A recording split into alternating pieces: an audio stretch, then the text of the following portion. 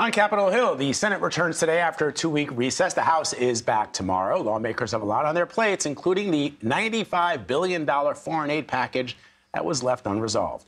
The deadline to renew a controversial surveillance program is also approaching, and last night, a sweeping new bipartisan data privacy bill was unveiled. CBS News congressional correspondent Scott MacFarlane is following all this, and he joins us now.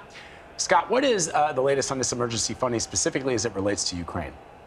Oh, what a quagmire that has become, Vlad. Congress has done what so many Americans want to do today. They used a Monday morning snooze button to push back again the time frame for getting new Ukraine money somewhere onto the House floor for approval and then ultimately to Ukraine. They had initially said they wanted to move on this in March after they averted the last standoff for a government shutdown. Now, House Republican leaders over the weekend have said they're looking to do this after they reauthorized this foreign intelligence surveillance law that has been a sticky issue for them to deal with as well. They're not going to put that on the floor for at least a few more days, and if that moves smoothly. So, Ukraine money is on a stall pattern for at least another week or two. And honestly, Vlad and Michael, the more profound issue is that there's no meeting of the minds as to how to get Ukraine money approved by both parties in both chambers. It's going to take time, which the administration says it does not have, that the money was needed by the end of 2023. Well, Scott, tomorrow, Maryland Governor Wes Moore is going to be on Capitol Hill for an emergency summit on the Baltimore bridge collapse. Now, you'd think that aid would be a slam dunk here. What are some of the sticking points? Yeah, at any other time, in any other era, Michael, money for emergency response is the easiest thing Congress does. But at this moment in time, in this uniquely gridlocked Congress, nothing is easy. So there is this emergency summit. The CBS News was first to report. Tomorrow, here at the Capitol, involving Maryland's Governor, Wes Moore, the Maryland congressional delegation, which includes 4 members of the appropriations committees, which will help figure out what to spend money on, and the head of the Office of Management and Budget, the Biden administration, will be represented.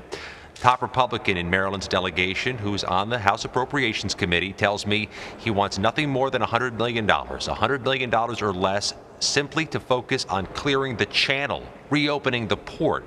Democrats from Maryland tell me they'd like to add more, including worker aid for those workers idled by the idling of the port, potentially some language to bind a future president into continuing work on building a new bridge.